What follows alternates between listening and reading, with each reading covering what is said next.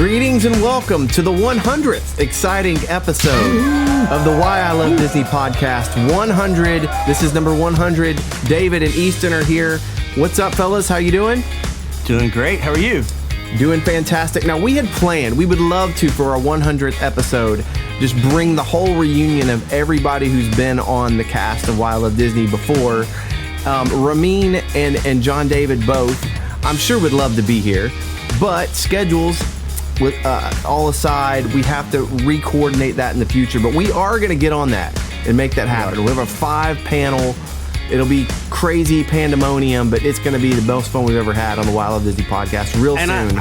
I think it would be really fun to do a look back, like how our Disney experience has changed in the 100th episode since we started this, right when the pandemic began. Yeah, we used to love it. Now we kind of like it. It's kind of I still love it. I've just learned to compartmentalize it. Right? I'm with you. I love this, and I love this, but I don't love this. But I used to love more. I agree. There's a lot, but it's not really the product as much as well. There's some. Well, no, I understand. It's kind of like going to work at Subway. You love Subway sandwiches, then you go work there and you're like, I don't love this anymore. What in the? It's kind of like, no, I'm joking. No, seriously though, we want to put. It's sort of like having your birthday but not celebrating it till for a week later with your family. That's what we're going to do. Yeah, we're going to celebrate another day. So let's get started. I cannot wait to hear all about your quick trip to Disney last week. You, in case our listeners didn't know, you hinted it, you told everybody, I believe, but David and Easton snuck down to Central Florida to Walt Disney World for a couple of days to mainly, I think, do some attractions that may not be there in the near future, just to get one last ride in before it all went. I cannot wait to hear all about that. But you've made it back. Are you guys, everything going well? Your Christmas season off to a great start?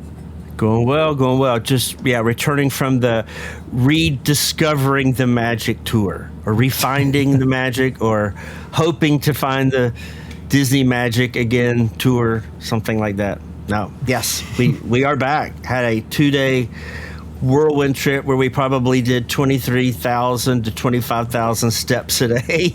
Nice. Got them steps in. We did. We got a week's worth in a 2.5 day trip. It was really good. We went down on we traveled that way on a Sunday, so we had Monday and Tuesday available, and so my original intent was we're just trying to get to Magic Kingdom to do the things that Easton hasn't done before they've gone away, and I thought we would do 2 days at Magic Kingdom, but the second day on Tuesday, Magic Kingdom was closing at 6 for the Christmas event parties that were already sold out. So we decided to go to Hollywood Studios the second day, and because Muppet 3D Vision's going away, and he had not done that. So that's awesome. Yeah. I've got lots of questions about the trip, right. And I'm going to ask you guys both a couple of things. But first, in that time, did you get the chance to sneak off to see Moana 2? We did not. I have not seen Moana 2. We have neither of us seen it yet. I have been watching the reviews. I know it had that great record-breaking opening weekend. What record did it break exactly? I missed that. Biggest 5-day Thanksgiving earner of all time. That's what I was. There we go. There it is. Like a Thanksgiving release record. No, it says it notched a $600 million global ticket sales its opening weekend. I'm sorry, after 2 weeks of release. But again, it used to be opening day, then it used to be opening weekend. Now it's the biggest 5-day. I mean, I don't know how many movies actually had a 5-day opening weekend before. You know, it may be one of the few that actually had one of those because they didn't used to do it that way. Biggest opening day for a Walt Disney animation title. Yep. Moana 2 made $57 million. Frozen 2 only made $42 million. Yeah. And that was a huge, when we went, I do remember the day going to see Frozen 2. We have a family tradition of a Thanksgiving evening going to a Disney movie if there's one, which there usually is. And I remember going to Frozen 2 and it being packed. completely packed. Actually, I remember that for Frozen actually in 2013, but I do remember going Frozen 2. It was completely packed. So if the theaters were like that again, that's why you've got these numbers. It sounds like it got off to a great start, but I started hearing a lot of that the story was okay. I heard it was beautiful to look at, that all the visual cinematic effects are incredible, but the story's okay. The songs aren't like the original movie. And I heard if you've got kids, they'll really enjoy it, but parents, you're kind of there. You might not, you will probably won't enjoy it as much as the first one. So then I kind of backed off and I said, well, we've got enough going on right now, but I mean, it probably will be there a little while. We can watch it. We might be able to get there with the family. Well, there was a huge drop-off weekend 2, which we're now approaching. Right. We're post that weekend, approaching weekend 3. It dropped off like 60-something%. It's still the number 1 movie at the box office at last weekend. Still, Wicked is number 2, but $600 million worldwide, pretty good take.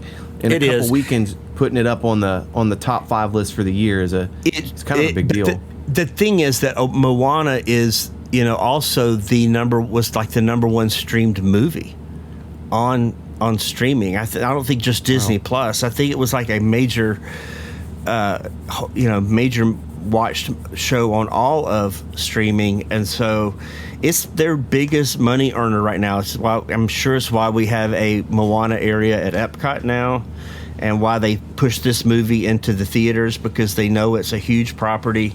Because this was originally intended for Disney Plus release. It was going to be a TV show, and I think the original said, we just thought it was too good to not put it in theaters. I think they thought it was too good of a chance to get more money, which actually makes sense. So, but I don't think it is probably to the same level as the first one, because it wasn't intended to be that.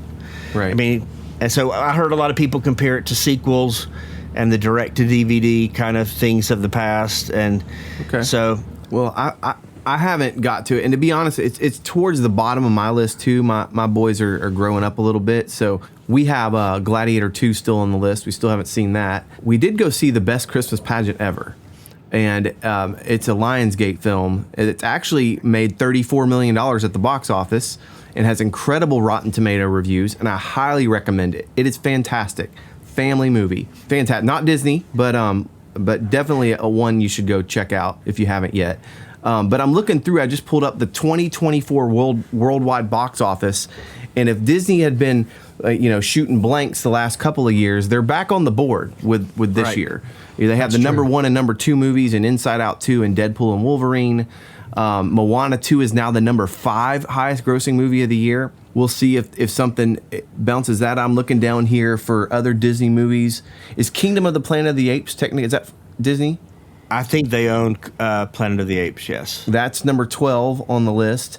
Well, and then we have, I'd love to ask you guys, where do you think Mufasa ends up on this list? I mean, it comes out at the very end of 2024, but yeah, I mean, it's Christmas week. You got 9 days. You think it ends up in the top 10 on this list also? Sure. Number 10 is Beetlejuice at $450 million. You think Mufasa gets $450 million in 2 weekends?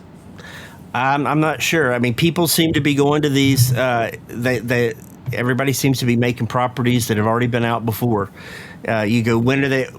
I keep like, what's going to be the next big thing that no one expects? Maybe it'll be the Christmas pageant. We'll probably have several more of those. Because you go, we got Moana reboots. Deadpool is coming back. The Inside Out. A lot of Mufasa. All of these things are just more of the same properties, and so I guess it depends on how long people are interested in hearing about these characters. And I don't know if I'm the best judge, but I probably would have a little more worry about cringe in Moana than I would in Mufasa. Like, I don't know that I'll love if Mufasa will be great, but like, at least it's a new story, and I don't know that we needed it, but it sounds a little newer to me than a continuation of Moana. I mean, a prequel, I don't know. Does that make any sense? Yeah, if I were betting, I would say Mufasa is going to make a ton of money.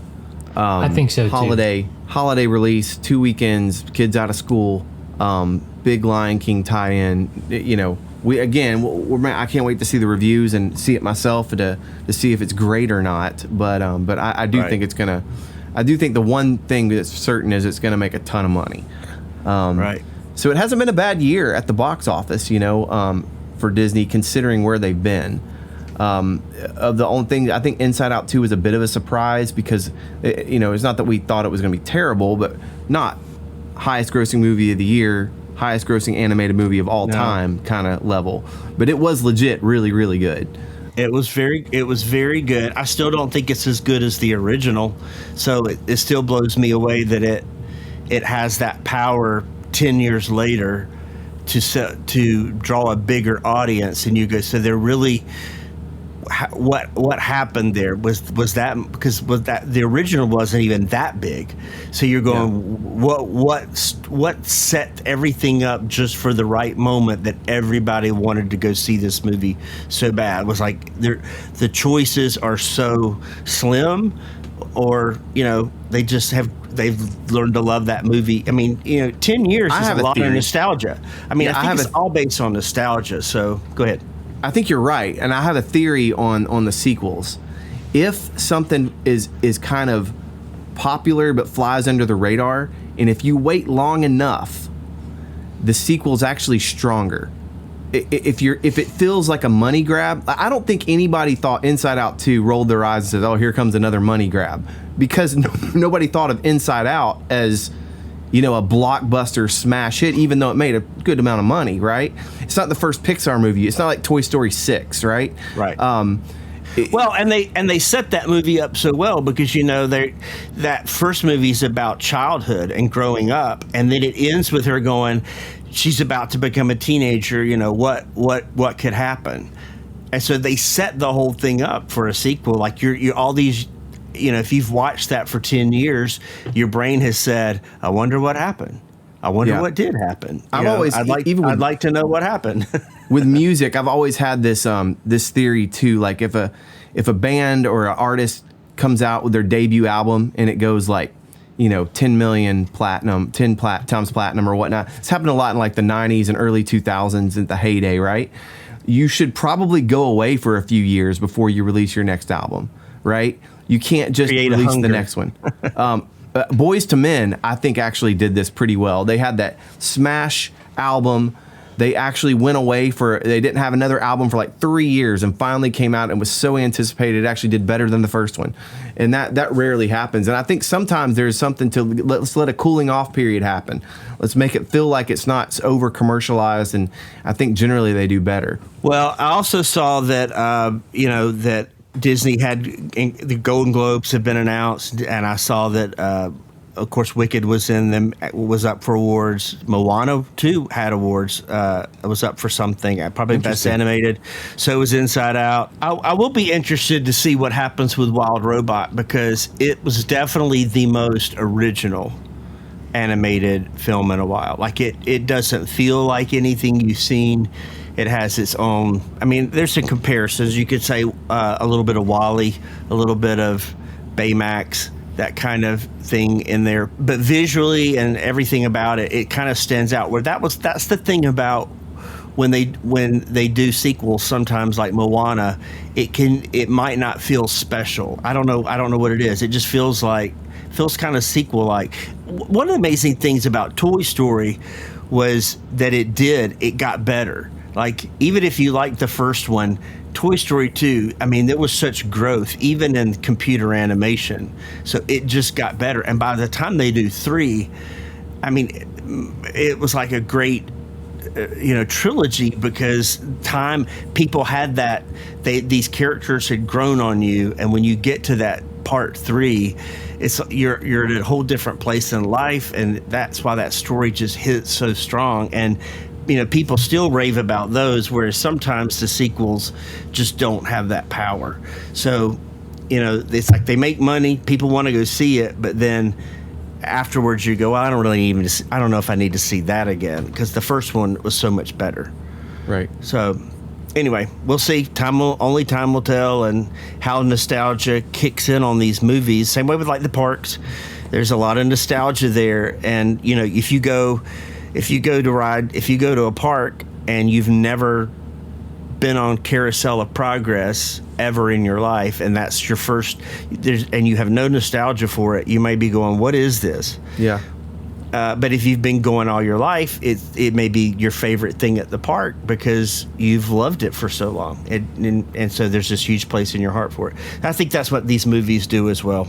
Anytime a movie is successful, like Moana 2 seems to be, you can almost certainly expect it to be more of a presence in the parks. And I think Disney, you know, is going to do that. And they do it with criticism. Universal, that's just the game plan.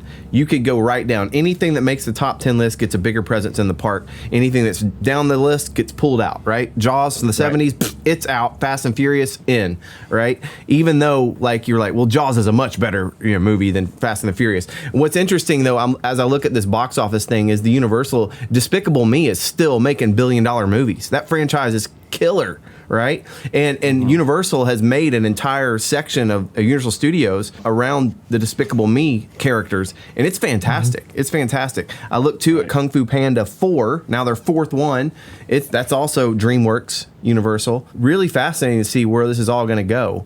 You know, and what they're going to do with this. We haven't had a Harry Potter movie in a while, but hopefully we'll see more of that too. But you can guarantee that you're going to see more of some Inside Out and some Moana in the parks. It's just it's going to happen. I do think Universal's going to see its day though, because I mean, as their park gets bigger and bigger, when it's 50 years old, it's going to be dealing with a lot of these things. They let a lot of things go before there was really a chance to complain. I mean, a lot of those big rides went before this modern era where everybody can voice their opinion like they can now. So that's true. That's I also true. think. I still argue, and I know everybody doesn't think this, but letting an attraction go is a different thing than letting a whole area of your park go. Like if you said, "Hey, Harry Potter's Forbidden Journey is getting a little, it's breaking down. It's got to be redone. We're going to redo it," and they decide to theme it to the whole new HBO version or something, which they're not going to do. But if they did something like that, that doesn't mean they're going to gut all of Diagon Alley and Hogwarts there. They could still keep all that and change the attraction. To me, that's what, you know, when you start coming in and saying, "Hey, we're going to gut Frontierland," and it's, you know, and we're going to we're going to reimagine a whole land. Like this isn't going to be about the past. It's going to be about adventure. That's a whole different thing to me than saying, "Hey, Country Bears has lost its, you know, nobody's coming to this. You know, right. We know people love it, but no one's coming. We got to let it go." I mean, I think people can't argue with those numbers, but I do think that Disney has history. And there are some things that after a while, it's like, man, that does become art. I disagree with, like, Iger says that, and he said, well, we become a museum. And it's like, but there is a point where you do. Like, things become so historic and artistically important that you have to figure out, how are we really going to let this go? Or are we going to improve it? Because now it is history. It's not just a quick little attraction we threw in here. It's it's a tough question. Yeah. I think Universal also has a bit of an advantage, like you said, is that they're newer. You could say smartly or dumbly created a culture where whatever your favorite ride is could get axed at any moment. Back to the Future, King Kong, Ghostbusters, Jaws, Earthquake. Huge, like, iconic properties that were in the movie. E.T.'s still there, and you know, it's the last one. It's the last one, and it needs to go. Like, it's, you know, and people freak out about that, but my kids have no idea what E.T. is. You know, and I've talked about that on the air too. But you know, they're always like, Simpsons Land is getting going to be made over into Pokemon Land. It's always something. You know, the Alfred Hitchcock and Angela Lansbury Murder, She Wrote. That was a fixture when it opened, right? And now that's all They Despicable still Me. had that. All DreamWorks. I know. If they still Angela had Murder. Lansbury, you know, and Alfred Hitchcock and the Birds. There was some crazy stuff there that Hey, just gets. if they had Angela Lansbury in the Murder She Wrote still there, that would be kind of like Aerosmith being 25 years younger at Rock and Roller Coaster. I think you're right. I think they you're have right. hung on. They have hung on and hung on and hung on.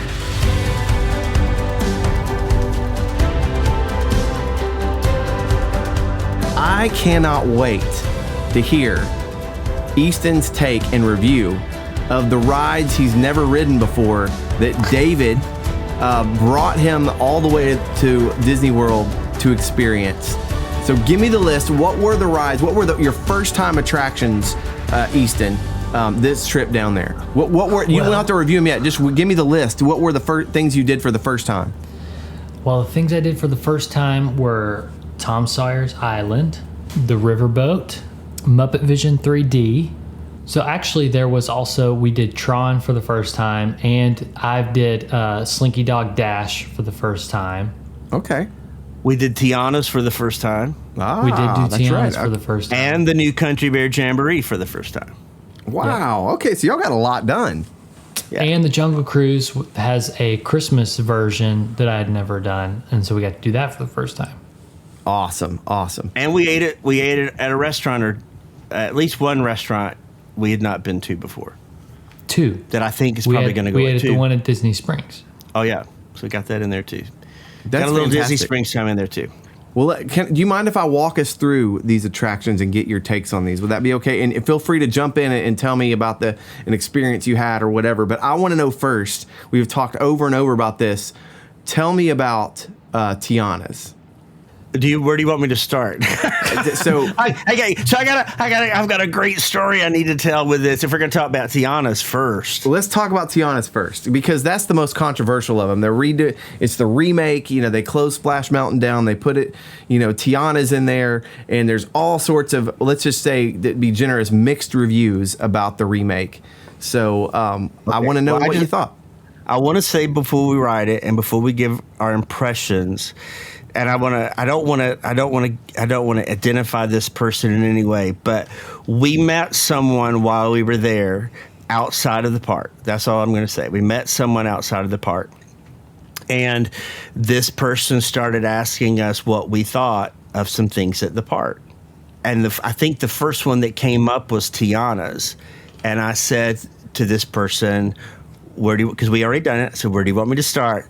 And so they asked me my opinion, and after I probably talked for about 5 minutes, it was a lady. She said, "Wow, that was a lot more information than I expected." She said, "That is, you really have a strong opinion. Have you ever thought about telling Disney what you think?" And I was like, "Where am I going to write that? Like, she goes, "They really listen." And then she tells us she's a cast member, and she's not like she is a behind the scenes cast member. That's all I'll say. And she actually works at Hollywood Studios. So then she asks our opinion of Rise of Resistance. So I again said, "Where do you want me to start?" And told her like my impression from the first time I wrote it to this trip. And it was really kind of interesting because we actually had somebody right there that was like, "Oh my goodness, you have quite an opinion." I was like, "You asked," but I don't know. Maybe she'll go back. And she will tell what we thought. But it was kind of really funny that we ran into somebody that actually worked in the park that asked us our opinion. So with all that saying, Easton, do you want to go first on Tiana's? Sure.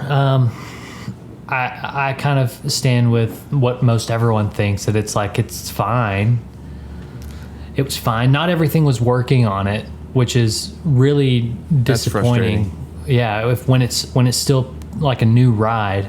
And so the fact that not everything was working quite right kind of makes it frustrating and makes it a little bit less, like, it's hard to be kind of super duper excited about it when you get on it and something that's and it's like very noticeable, the things that aren't working, because it's like there are some rooms where there's only one or two things to see, and so when those things aren't working, it's frustrating. But it was I don't know, I just really loved the Splash Mountain. I thought the Splash Mountain story is better. The story you follow is better. This one is just kind of, it's like, hey, we need band members for we need some animal members for a band, and then you go find some, and then it's like, great, now we need some more, and so you go find some more, and then it's like, great, now we need some more, and you go find some more, and then you get to. Is there ever any danger? No, you're never in danger. So what gets you to the big drop at the end? Like, what's the climax? It's just like, okay, now it's time to go to the party with all the band members, and you just so happen to go down a hill to get there. It has a totally different feel. It's totally, whereas that other one was like, oh, you're gonna get it, and you're like, don't throw me, and it feels like you creep to the edge and you peer over and it falls. This, like, I felt like we just shot over. It didn't even feel like it slowed down. I felt like it, and in a way, it didn't feel like as big a drop to me as it used to. And I knew that was going to happen, because theming is what makes those things feel that way. It makes you feel like you're falling further than you really are. I don't know, but yeah, it did not have that. It did not have a scary feel at all. Were the animatronics working? Three were not. A major Tiana one that you come right up, she was speaking, but her mouth was frozen. And the first Lewis, which I've seen online a lot, the first Lewis that you see, his hands were moving back and forth, but he was talking and his jaws were just clamped shut. And then the one that everybody talks about, the final Mama Odie one, as you go up the hill. No, it was the one. It's the one with the snake at the end, where she's got the beignets at the end. She was talking and her arms were moving, but her head wasn't moving and her mouth wasn't moving. And she's supposed to be like the most elaborate one. And so that's really sad. And again, a lot of the rooms you go in when you go down the first little hills, and this one, Mama Odie comes up on a screen and she makes you she shrinks you down, I guess, so you can go find some frogs, and you shrink down. And when you go in, the rooms used to be filled with animatronics. They weren't expensive. They weren't high end animatronics, but there was a lot of movement, water shooting jets, things spinning, things jumping up and down. And I think in one room there's like a frog. There's like one animatronic, and there's screens on the wall and projections. So, and I have to honestly say, if I had little girls on it that love that movie, I mean, that's going to change your whole perspective too, because kids had never seen Splash Mountain. Never seen it. So people had a whole generations younger than me did not have any memory of these characters. So most people thought this was just a ride that existed on its own, like Pirates, that these were animals, characters that existed just in this ride, because they haven't seen the movie. I think that what I thought of was that if you had said the original Splash Mountain was an A or even an A+, with everything was working, and I think the original version you could follow the story better. I think I remember clearly knowing what this story was, and I think as time went on, the way they do music now, and they don't think people are even following the story, I think things get watered down. So I think that over time it was harder to follow the story, because it's really Bear Rabbit's going on he's discontent, so he's going off, and everybody's saying, you better come home. So it's all about him venturing out and coming back and realizing home is where he belongs.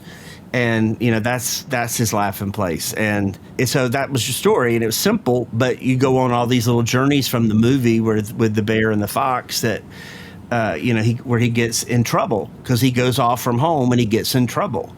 And that's the whole thing, is you're gonna get in trouble, get back home. Simple story for kids to understand. And but the original animatronics, you had the jumping bear rabbit that would hop. I mean, that had been broken for a good while. A lot of the animatronics were sagging and they just weren't what they were. And so I do think that if it was an A+, it honestly had probably gone down to like a B- or a C+. Like, it was still great because the ride's good. The ride's a great thrill ride. And so, if it had dropped and it had gone from excellent, best to really good to good, this is really good, don't miss it. I think that's kind of where this is starting. That's my take. It's like it's kind of starting where Splash Mountain left off at the good, like at the B-, C+. It's still worth it. You should do it. But does it blow you away like that originally did? No. That was my take. Would I do it again? Yes. Am I not going to do it? No. It's still a good ride. We also did it at night, and I've heard it's better at night than during the day. Maybe because it's just a night ride and the lights are on and the lights outside are kind of all that purple light. But again, I'm really disappointed when I go into a brand new ride and 3 of the major animatronics don't work. And we've got attractions where the same animatronics have been working for 50 years. And here we go, something brand new, and it's like, how can this be broken? Just don't make them like they used to. No. So, anyway, kind of sad. I did think it was. I would give it like a B, which is kind of where I think Splash Mountain ended up. It was a shadow of itself, of its best self, and I think this is kind of starting with that. So if it keeps breaking more, it's going to fall down into the very C average. Any theme park can make a log flume with some broken animatronics, but. So that's what I told the Disney cast member too. Nice. You got a strongly worded letter already half written, handwritten. I like it. A lot was good. I don't want to just, because I've seen so much negative about it, but man, I at the same time thought it was, and the last thing I want to say is, from the outside, it did not look great. And I'd heard a lot of criticism on that, and I really wasn't. We had gone to Thunder Mountain and we were walking back, and we crossed the bridge where you watch the boats drop, and it's just a big green hill with a hole in the middle. It was like nothing. It just looked. It looked like what used to be there. That's what it looked like. Yeah, it just kind of looks like it wasn't kept up with. And it just there's some like it's just overgrown. I think they really should have, even if they put the water tower on top, just something that could have been on top, something that made it just not look like a big green overgrowth there. I think would have been better. But that's enough on that. All right, let me ask you this, David. I'm not sure if you had. I know Easton said this is his first time, but was it your first time riding Tron Light Cycle as well? It was. All right, let's get the Tron Light Cycle. You both rode it for the first time. Yeah. Give me a grade and your impressions. Easton, I'll let you go first. What were your impressions?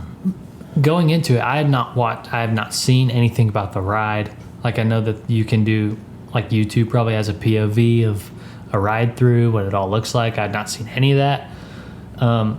All I had known is what people who had already ridden it told me it was. And everyone, they just kind of been like, yeah, it's okay. It's just, it's kind of short, but it's all right. So I'd gone into it thinking, also not expecting very much. I expected to feel how I feel about, and I don't know if this is a hot take or not, but how I feel about Seven Dwarfs, where I feel like Seven Dwarfs isn't worth waiting in line for an hour or an hour and a half to ride that ride. That's how I kind of gone into Tron. Like, I feel like it's probably going to be a little bit fun, but it's not going to be worth standing in line for an hour and a half. That being said, I don't think we stood in line very, very long. No, I think we were in line for like we almost could have gotten on again. If we'd gotten in line a little bit sooner, I think we could have gotten back on. And I think it was posted like an hour when we got on. Yeah, we had gotten through the line in maybe 30 minutes, maybe something like that. Now, waiting in line 30 minutes and getting on it, it was pretty incredible. It was pretty awesome. It was a pretty awesome ride. It was really cool. There's this launch, and I actually really enjoyed it and would do it again. That's awesome. I would do it 2 more times if it was still a 30-minute wait. I do think if we had waited in line for 90 minutes, 80 minutes, I would have gotten off and been like, I mean, it's fine, but it's not worth an 80-minute wait. It's just so short. Like, it feels like you're on there for 60 seconds at most. I think you're on there a little longer, but it feels really fast. Did we figure out it was like two minutes or something long, 2.5? Yeah, 2.5 something. But I think most of the time is spent coming around your first turn, getting ready for your first launch. I think most of the time is spent there. So I would do it again, and then again and again, as long as the wait doesn't get above or if we had like a fast pass for it. David, what did you think about it? I was surprised. It was probably the best fun moment of the day, because I mean, I loved we did a lot of things I love all the time. I do them, and they were great as always. But it was nice to do something where my expectation was lower. Mm-hmm. And it was better, and I actually got to tell the cast member that it's like, hey, all I've heard is it's really short. Is it worth the wait? I do think this one's a little bit different than Seven Dwarfs Mine Train, because that's really a family coaster, and this really has different. The height limit's different on this. That's designed for kids. Again, if you've got kids and it's their first experience on a coaster and they're having a great time, you're going to think it's the greatest roller coaster ever. If you don't have kids and you're just riding it, it's just like a fun dark ride, and an hour and a half is crazy for anything really. I mean, it's got to be epic when you really think about it.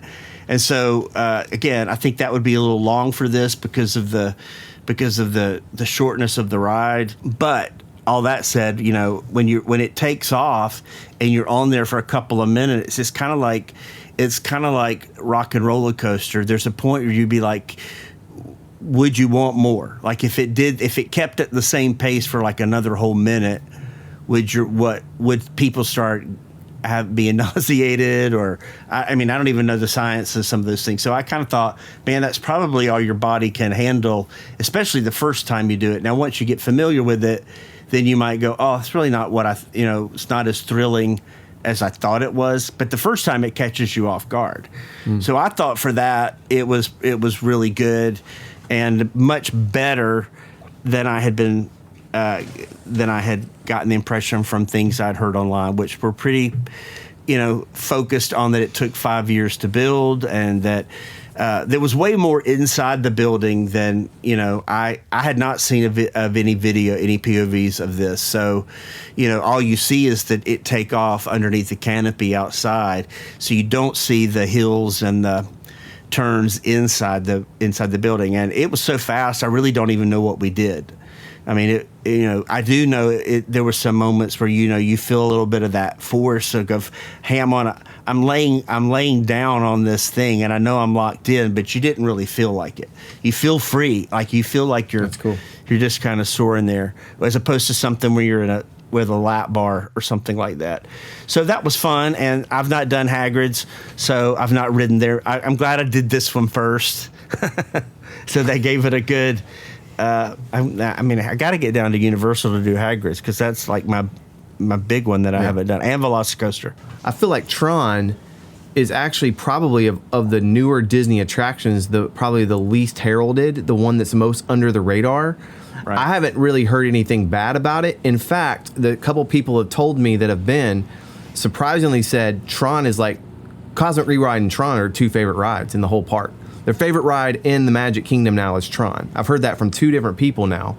So, that's really interesting that you go in, your expectations are low, and sometimes reviews and what people think and kind of the baggage it carries with it. Again, the length of the line is always an issue as well. As I'm with you, like that does color the, whether or not something's good or not, for sure. But I'm glad to hear that that you really enjoyed it. What grade would you give it? Oh gosh. So it depends on if you just let it stand on its own, or if I compare it to Cosmic Rewind. I would still say a good A-. That's awesome. Maybe That's what I was B thinking, plus. actually. It might be a B plus. Again, if I stood in a 2-hour line, I would have given it a lower grade. But you would just about anything. One of the only negatives I thought of it was when you're in line, they have these plexiglass walls. And I think I'd seen this online, but I had forgotten. And we kind of came around the corner, and it's just filthy. It's People's filthy. handprints and stuff. Hands Yeah. and it was like, whoa! You don't see things like that in the parks Right. very often, where you go, that is don't. If you had kids, you'd be go, don't touch that. Don't touch. I said, don't touch that. Yeah. It just looks like, whoa. That reminds you of all the hands that you touch along the way that you don't think of at the parks, because it was like, well, I might need to have somebody come through here every 30 minutes and wipe that thing down. It was noticeable. I don't think I'd ever noticed anything quite that dirty. That's a small thing. It was overall very good, and we left Tron going, wow, what a great ending to our Magic Kingdom day. It was That's really awesome. good. That's what you want. That's what you want to end on a high note. I remember did. those last Magic Kingdom moments when I was when I used to go a lot, and I always ended up ending the day in Tomorrowland typically, and whether it was Buzz Lightyear or Delta Dream Flight when it was that, or Space Mountain, or the People Mover, or the Rockets, whatever it was, whatever ride I was riding, we would always end there and just run from one to one, and finish the day off in Tomorrowland. No matter what the day was like, it was a great day. And that's what you want to feel like when you walk out, man, all right, that we ended on a high note. That's great. I love to hear that. So what do you say we do this? I'm going to ask you one more. You said Slinky Dog was the first time you rode that too, right, Easton? That's true. I want to hear about that, and then what do you say we cut this off at part 1 and do part 2? Because the real stuff I want to ask you, I was kind of building up to that. I want to know all about Frontierland and your experience in Frontierland. What do you say that's a we big story. put that on another episode and break this into 2 parts? Would that be okay with you guys? I do think that's a good idea, because I also want to, before we go, just let everybody know we were there on a historic day when Frontierland was closed down because the rivers of America were overrun by a river of poo. Oh. And literally it was flowing in the streets because the sewage backed up. And that was really a crazy thing to experience, and actually to see it happen. I know I want to talk about what you said, but just want to lead into that, like, come back, because we were actually there. We saw it happening. We talked to cast members, and I heard a lot of people talking about it being an isolated incident, and we heard this is like the 5th or 6th time it's happened. And so, This year. Yeah, sewage backing up in the streets. And they were like, this is going to take somebody told us, like, if this will take, they have to clean this now. So it's going to be, we're trying to find out what our day is going to entail, because, no pun intended, that with all this sewage backing up, because, is this a quick cleanup? And, when we came back through there, they had to bleach, you could the cleaner everywhere, because they have to wash the streets down. And so yeah, I mean, all I want to say before we go on, move on, is that we've done this whole trip to do Tom Sawyer's Island and the riverboat are 2 huge priorities. Everything else is like, we want to do it all, but I'm determined Easton's going to do these things. And sewage backs up and shuts down all of Frontierland from lunch to dinner. And we actually and because of Frontierland being closed down, and then the other thing I want to throw in that I want to talk about more in the next episode too, is a lot of things were breaking down all day long. So between Frontierland down and all these rides being broken down, it was like 2 or 3 things were down all day long. Wow. I want to talk about some of that. We can talk about, now get back to your question again, and now that I've set that up for first impressions of Slinky Dog there. What'd you think, Easton? How would you rate that? I mean, I liked it. I liked it. Yeah, I liked it's good. it. I think Yeah, it's a good ride. It's a good ride. But I that's probably another one that kind of falls into the Seven Dwarves vein. Like that's a family ride for that you're going to have a lot of fun on if you have like little kids, because kids are going to love a ride like that, and it's going to make you as a parent, I assume, enjoy it even more. And so I enjoyed it, but it was good. It's a great ride. It's a really good roller coaster even for anybody, as long as the line is a reasonable amount of time. And that is one of the longest lines in the entire park. It was like 90 minutes almost all day long. Wow. Yeah, that was one that we just had to bite the bullet on, and I don't remember how long. We actually took incredible notes, but I don't remember right off how long we stood in that. But that was probably one of our longest lines. And our other really crazy long line was Rise of Resistance, but that's another story too. Oh my goodness, All right. We'll talk about that in part 2. So there are lots of fun things to talk about next time. Can't wait to hear all about your Frontierland adventures and everything that entails, no pun intended once again, from that. But until then, we ask that you would leave us a 5-star review, share an episode with a friend, and touch base with us at whylovedisney.com or TikTok or Instagram or Twitter. Thank you so much. We can't wait to talk to you again next time. Thanks for sticking around for the 100th episode of the Why I Love Disney podcast. So long.